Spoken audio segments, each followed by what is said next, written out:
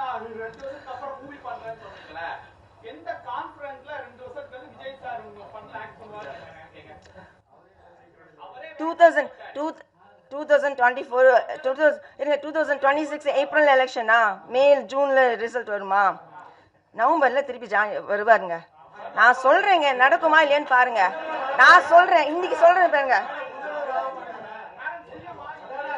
அதெல்லாம் தெரியாது, நடக்கும், அவ்வளவுதான். நான் வந்து கொஞ்சம் நான் சின்ன வயசுல இருந்தே கொஞ்சம் இந்த ஹாரோஸ்கோப்லாம் பண்ணுவேன். ஹாரோஸ்கோப் தெரியுங்களா? என்னங்க, அதை வச்சு நான் சொல்றேன். பாருங்க, நீங்க என்ன பத்தி கேளுங்க, அவரை பத்தி கேக்குறீங்க. என்ன பத்தி கேளுங்க, என் படத்தை பத்தி கேளுங்க.